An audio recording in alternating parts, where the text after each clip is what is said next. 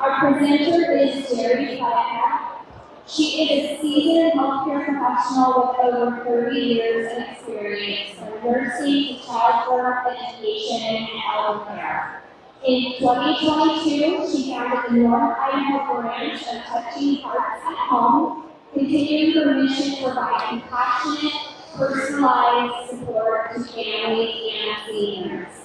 She is also an important part of my Alzheimer's Association family here in North Idaho. She goes out into our communities and does community education to educate those about Alzheimer's, dementia, and understanding the warning signs. So I'm very pleased to welcome Jerry Flatka. Thank you so much. Can you hear me? Okay, great. I just want to say welcome to the 3rd Annual Alzheimer's Caregiver Conference. We are thrilled to have you.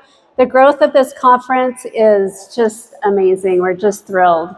I want to start by sharing a story about my grandma, Daisy Kelly. She was a classy lady who always dressed impeccably. She wore the newest fashions. She had her hair coiffed weekly at the salon and was a pillar in her small town. I looked up to her, and she was one of my motivations for starting my in-home care company. My last visit in her home was a shock to me. I was 30-something with young children and had never seen her so unkempt. She had days-old clothes on with food stains on them. She resisted bathing. Previously, she did this ritual every night. I coaxed her into the bath on that last visit. I put fragrant puff powder on her and put a dainty nightie on her. I helped her into bed, massaged her back, and talked to her about her day. And she went to sleep. And this memory is a bittersweet memory of how dementia took the grandma I knew into someone I didn't really know, but loved so much. Sorry. You may be a caregiver to someone like my grandma, and we salute you for loving your family member sacrificially every day. My name is Jerry Flatka. I've been a registered nurse for 27 years, and I own Touching Hearts at Home, an in-home care company here locally. I train my staff regularly on dementia-friendly skills, and I have taught for the Alzheimer's organization locally for 2.5 years. But I've been in healthcare education for many more years, like 27. So today we're going to talk about navigating dementia through the holidays, since we're on the cusp of Thanksgiving and then, Christmas and other holidays coming up. We're going to talk about creating dementia-friendly holidays, events, and celebrations, which can be kind of interesting when you have loved ones that you are taking care of. So that's me. Oh boy. So we're going to first talk about life events and holidays. So holidays, birthdays, graduations, anniversaries, weddings, religious celebrations, social or club gatherings, family or cultural events, and vacations. There are many that still like to do vacations with their loved ones. How does that happen, and what can we do to support you? And why can the holidays be just a little bit different? Well, for you, it reminds you maybe of holidays of the past when your loved one did not have dementia. It can be creating some unrealistic expectations. Maybe you were the one that everybody came to, your home, and now you don't have the ability. It's just difficult, to do those kinds of expectations. You have to let go of those. Out of normal routine. Holidays, birthdays, they can create new things that you normally don't do, and a lot of emotions surround those times as well. So for those that we serve, those that are living with the disease, they are out of their normal as well. lots of people coming around or whatever activity is, the need, they can get a little discombobulated about that. Caregiver, you as a caregiver, you're not really engaged with them like you normally would be, possibly. And then environments look different as well. Twinkly lights, lots of different smells, things like that. We have to think of everything. If you have not done the dementia tour, I really highly encourage you to do that. It just might give you a little bit of context of what your loved one may be going through. So what is a life event that could use some balance in your life? These are showing some summertime activities, but again, we're on the holiday time frame right now. From here until January 1st, it's really just kind of a buzz of different ideas and activities that are happening. So at this time, let's just do a little mind melding thing. Life event exercise. What makes this day special for you? So for Thanksgiving, let's just take that one. What are the smells, the sounds, and the sights that make it special? What are the events at your home, or do you have to travel? Do you go to your child's home, or do you do everything in your home? Who are the people involved? Are they local? Do they fly in? All of those dynamics you have to think about. Did you have a meal usually? Or does it surround another activity? I know a lot, especially around here in Coeur d'Alene, the Coeur d'Alene cruises, Santa cruises are a big thing. So if that's your activity that you normally do, is that something that you're going to do this year? And how's your home decorated? All of these things kind of make a difference in how much time and energy you're able to manage into the activity, as well as your loved one managing it as well. So let's continue some thinking about this. Did you share the responsibilities, or did you do it all on your own? A lot of us moms, grandmas, we just have always done the thing, whatever it is, Christmas preparations or whatever, and everybody is expecting that. Or maybe there's a self-expectation that you need to maybe think about. What do you enjoy most about the day? Is it the actual decorations? Or is it the feeling you get when your loved ones are around?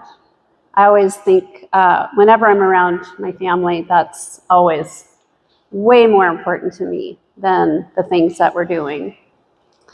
How long did it take you to recover? That's a good one, right? Honestly, it sometimes takes us a bit to recover from the holiday. Do you find yourself dreading a certain part of the time? Is there something that you're like, gosh, I wish I didn't have to do that? Do you have to do it? Something to consider. Are there any expectations or pressure, again, from you? We're our own worst enemies, right? I am. I'm just going to put myself under the bus.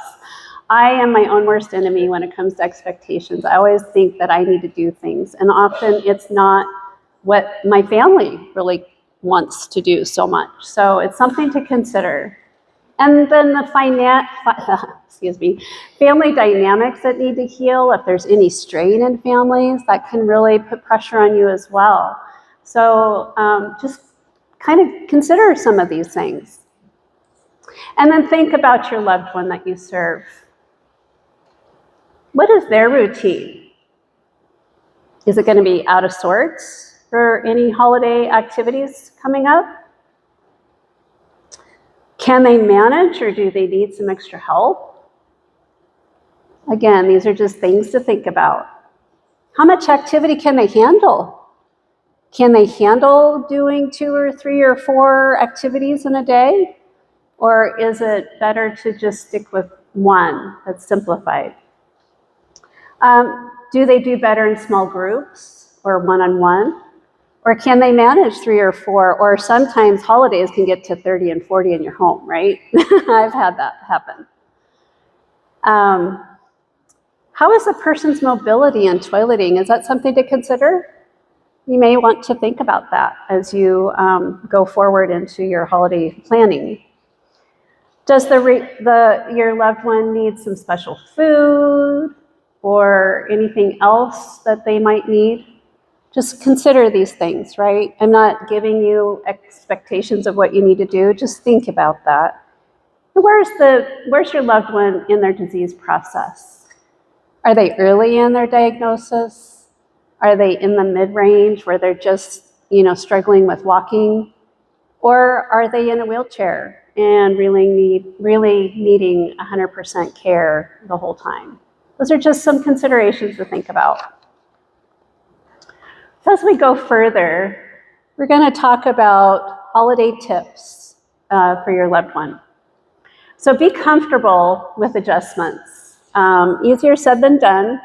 As our first speaker spoke today, really responding versus reacting is going to be so beneficial for your loved one in all ways and every day. But holidays can still be meaningful, obviously. But again, you do not have to live up to your previous expectations or your family's expectations. Something to think about. Adapting family rituals can be really helpful as well. Again, simplifying can be very beneficial for everyone involved. Emphasize the season or the celebration, not the holiday. And if it happens a week later or next month, that's okay too. I know the Christmas in July type of thing is a really big thing for sales, but maybe that's what you need to do too. Maybe not in July, but maybe sometime in the future. Be flexible. Celebrate maybe over lunch or breakfast. Sometimes older folks that we serve, with a dementia diagnosis, it could come with some issues like sundowners, like the previous speaker spoke about. If there's days, the times that work better than others, you can have dinner at 10 o'clock at night if that's the best time that they are. I know for some of my seniors, they sleep till noon. That's okay. We just serve them in the afternoon. So just do whatever you can to emphasize the season and the day and the celebration versus having to get it exactly right.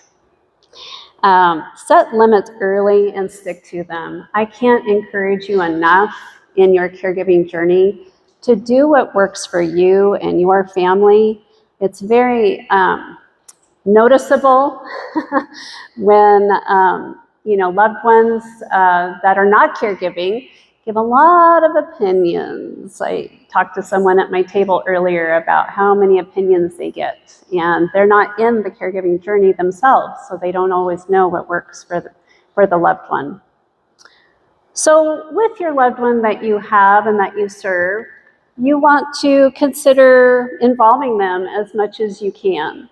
Involving them in, maybe going shopping if they're able to do so.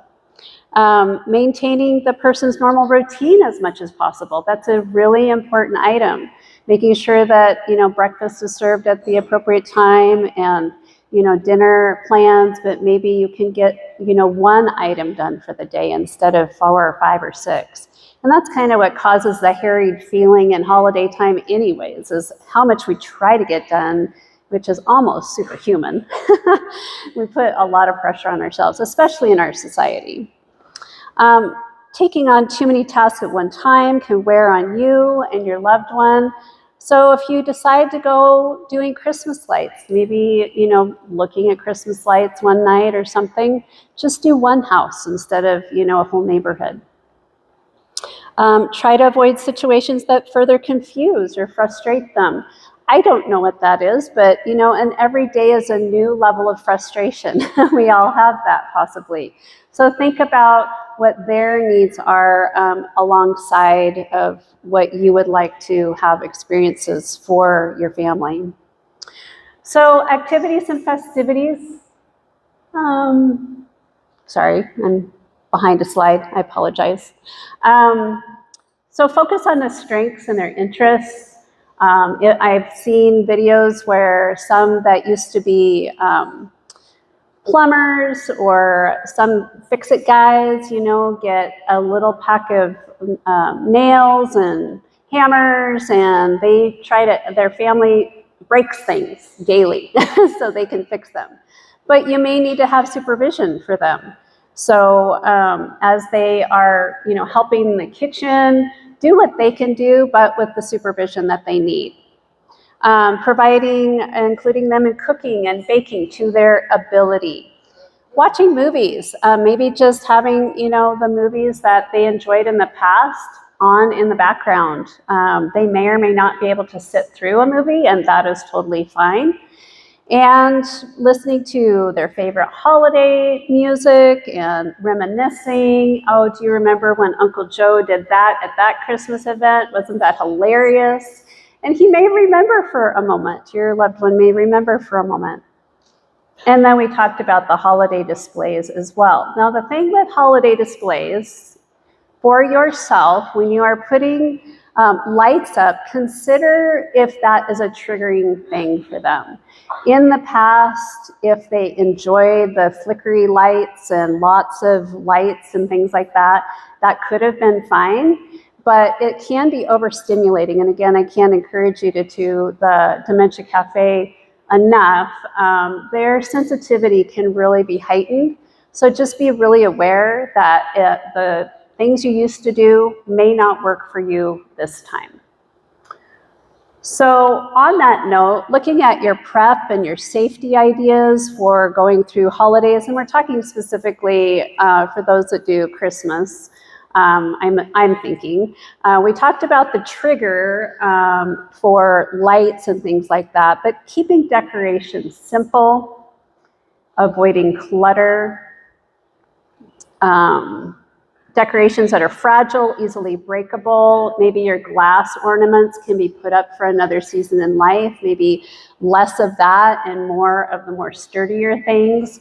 Often getting some of your ornaments out if you keep them every year. I keep my kids' ornaments from when they were children, and a lot of times those are indestructible, right? So you can kind of keep those in or up a little bit more. They can intensify behaviors or get confusing if they have too much coming at them, and it's an input thing. It's just that their brain cannot manage whatever the input is that they used to. So keep that in mind as you're, decorating for the season. Avoiding candles and fireworks, and again, the twinkly lights. If they have a button to turn them down on the amount of flicker they have, would probably be ideal. And little bulbs versus the really big ones might be better as well. I know that the LED lights can be okay, and sometimes they have softer colors like light blue or dark blue. That can be a little bit softer on the eyes. Just some things to think about. And then preparing your guests. It's always great to have a conversation with your family or those that you're going to be joining you at any given time. Explain the differences your loved one is experiencing.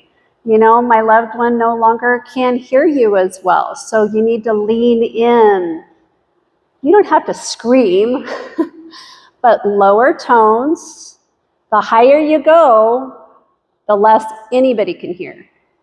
And if you have lower tones, low, and go really slow, they can actually read your lips a little bit better. Something to consider, giving the examples to your family members. Think about, talking to your family about unusual behaviors. Is your loved one pacing now?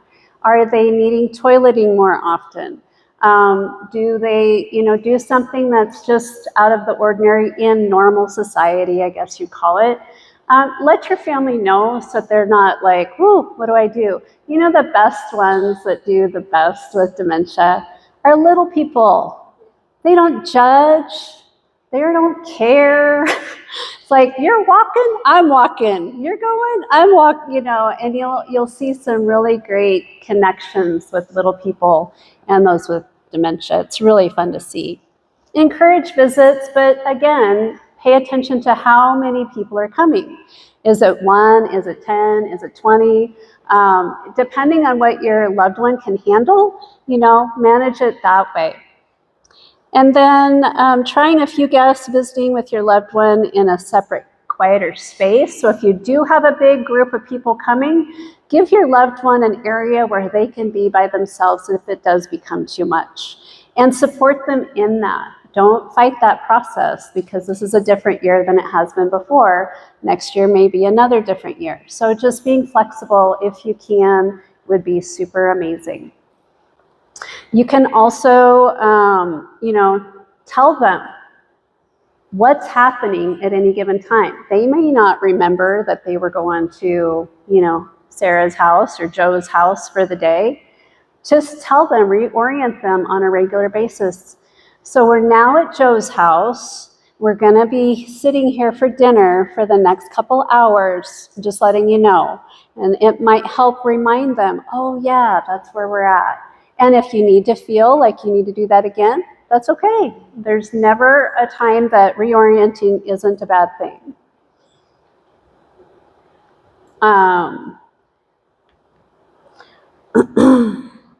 Short visits with breaks is really important as opposed to a long, elongated time frame with people. And most people living with dementia can maintain in social situations for brief periods. The thing that I am most amazed about is those with dementia know social graces amazingly. Like if you go, hi, my name is Jerry, what's yours? They will put their hand out. It just seems like they learned it as a child and they remember how to do that. They may not remember how to continue the conversation, but that initial orientation or connection, often my clients that are difficult with dementia or have dementia or difficulty walking or standing, they will stand up when I am walking out the door. It's just something that they were raised with and they still remember how to do. It's wonderful.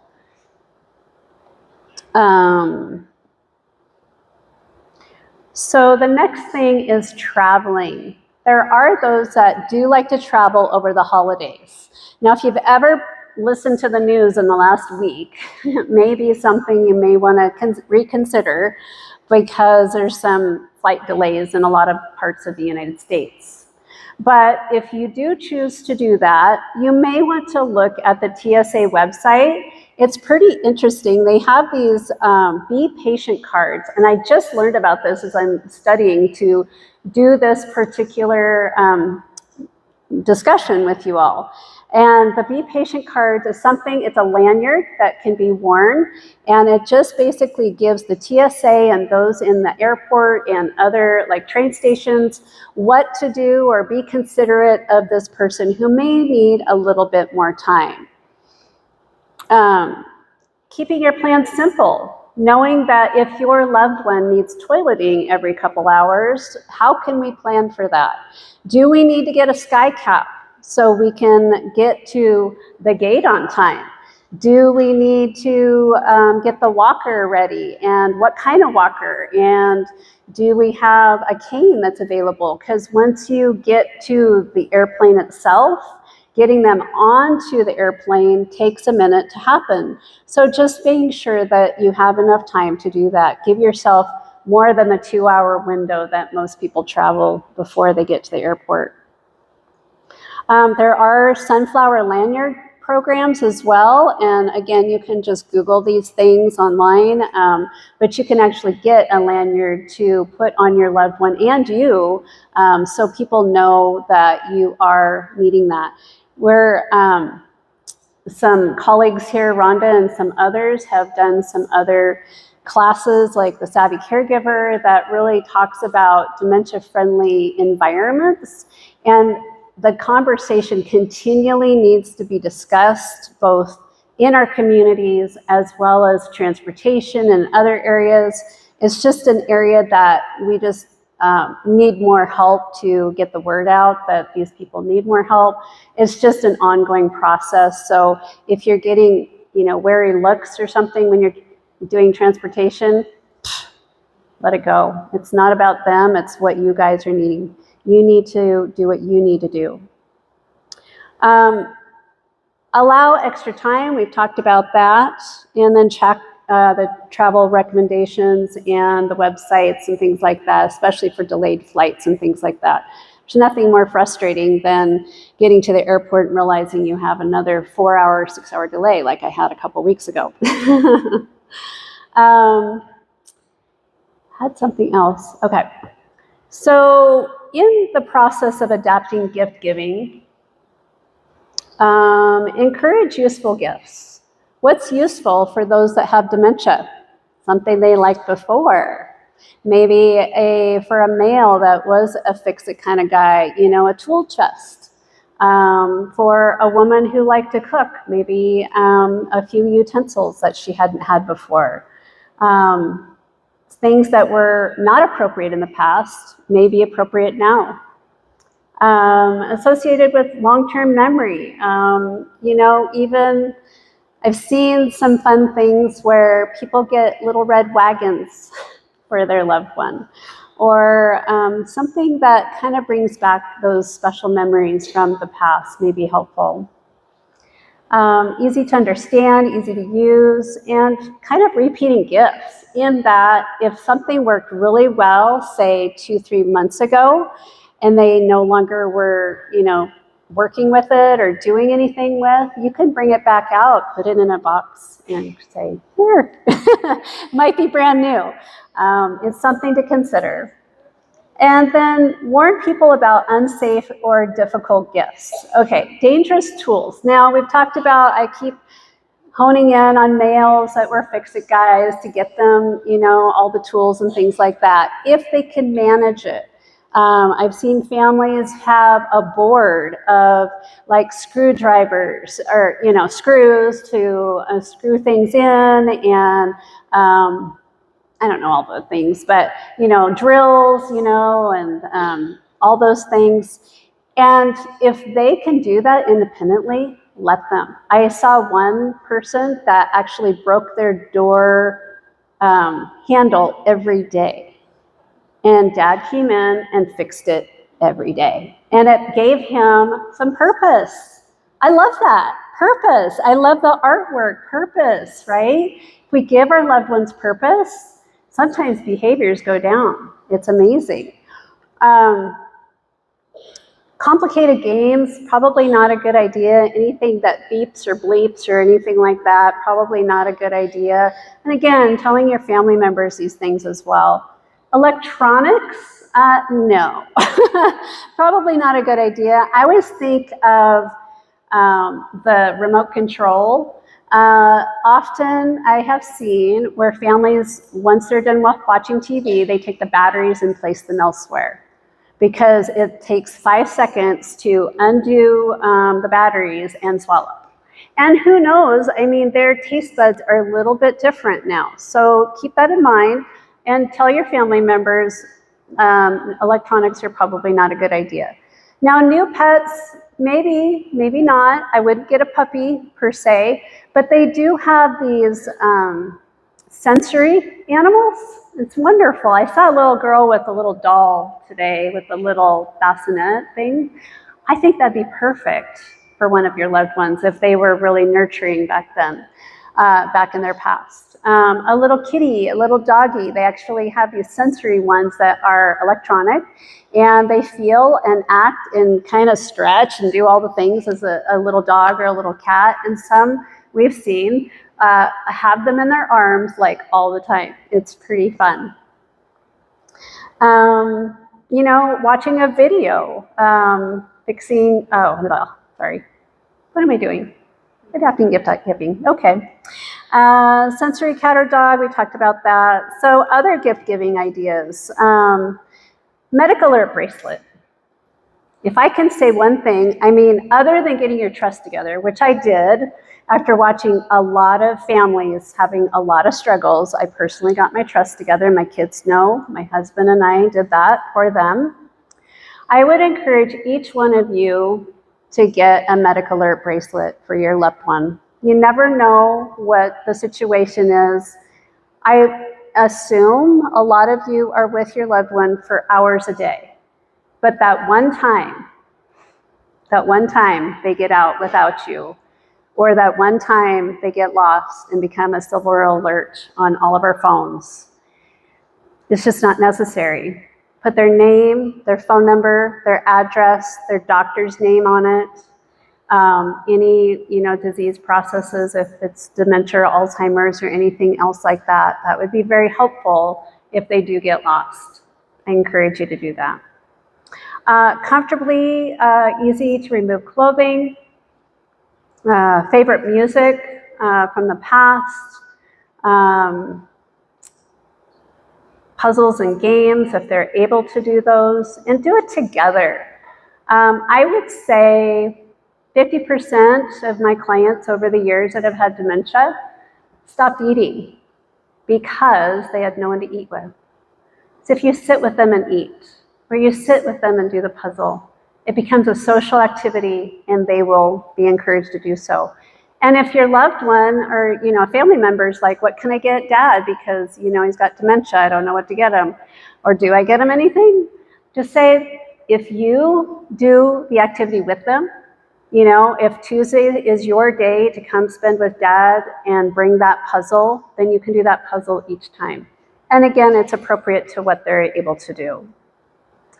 Coffee table or phone book, photo books related to their interests. If they were a pilot, if they were a foreman, if you have pictures of them in the past, getting those photo books together. I have someone locally actually that will do that for you. So you can reach me afterwards and I can tell you about that. But putting those memory books together can be really beneficial for them. Videos of family members, photo albums, sensory items, we talked about that, and gift certificates. When I was a kid and when my kids were little, they would give me gift certificate books of, I will give you a 10-second hug. Go back to those things. If you have family members that either have children or themselves, they can say, Dad, on Tuesday at 4 o'clock each week, this is a coupon, I'm gonna take you to lunch or take you to coffee or whatever, we're gonna go out. Those kinds of things. Okay, I want you to take your pen and circle this. Caregiver self-care. What does that even mean? It's almost like an oxymoron, right? So, making it through the season, caregiving self-care, so recognize feelings of loss. They call this the great goodbye, or the long goodbye, for various reasons. Be realistic with yourself. Plan in advance. Tell your family members what kind of food or what you want for Christmas. I would encourage you to get a massage or something that you really enjoy that makes you feel loved and encouraged. Share the care, and I also would like you to underline accept help. It's not uncommon for caregivers to not get the help they need, and then, either they get ill and sometimes pass before their loved one, or they get sick through that process, and or if their loved one passes, they pass 4 or 5 days after they got the help they needed. So if we reach out for help, whatever that looks like for you, family, friends, this takes a village to support you in these times in caregiving, and I really encourage you to solicit your family, neighbors. A lot of families we serve are very independent. They don't have families here. They're 8 hours away often, and we kind of become their everything. So, get a caregiving company, senior helpers, senior companions, all of those resources. I just encourage you, that's what's so great about us all being here today. We can, if I can't suggest something or know something, I will reach out to my colleagues and ask for help.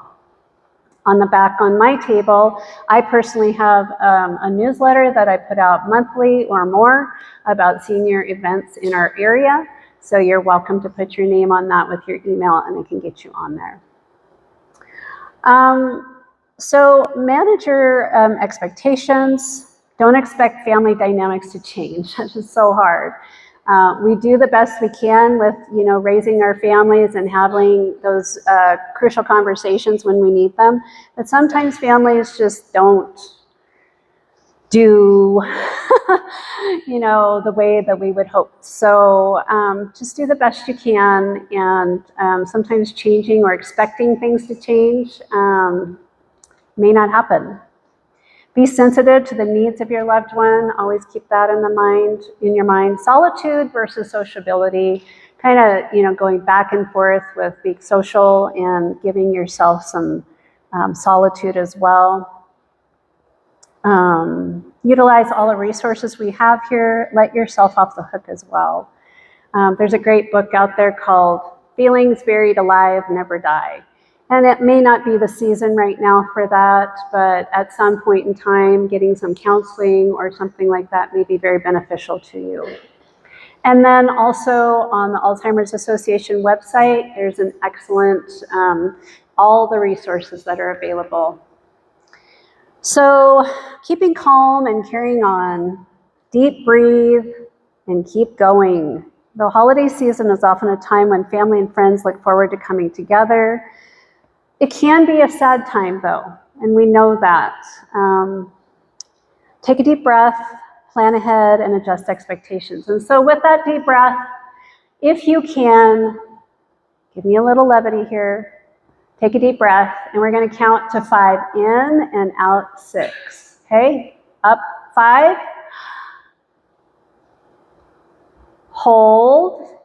Exhale. 1, 2, 3, 4, 5, 6. Do it again. Inhale. 1, 2, 3, 4, 5. Hold. 1, 2, 3, 4, 5, 6. And as we've talked about before, if you are really struggling or something really set you off, doing the deep breathing, do a 180, come back when you have yourself together, and do it again on repeat. I do it every day, and I don't even have a loved one at this moment in time that I'm taking care of personally. And your celebrations can still be happy and memorable occasions. So as we go forward, the holidays are a time that we tend to reflect on the past and plant hope for the future.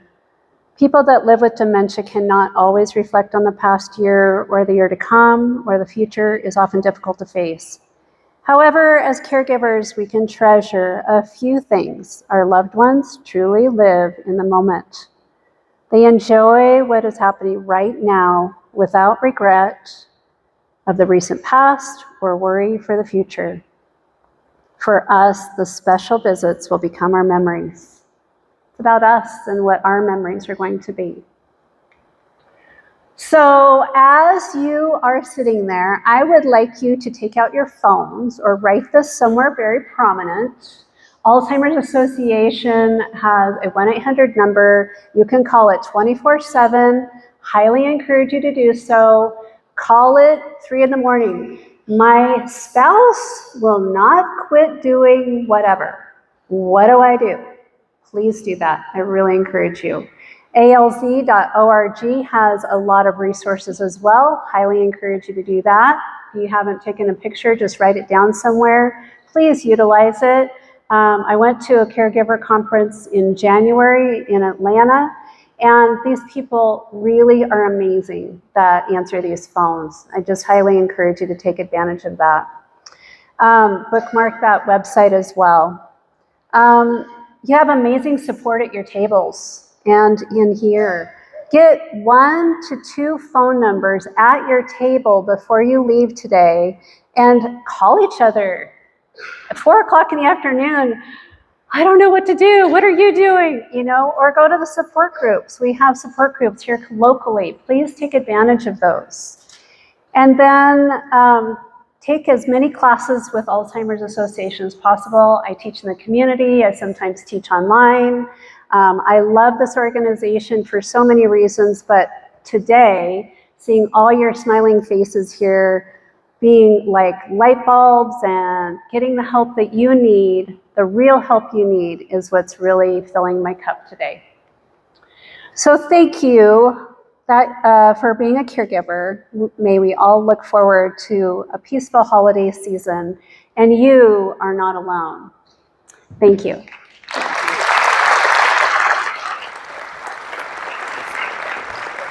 Thank you so much, Sherry.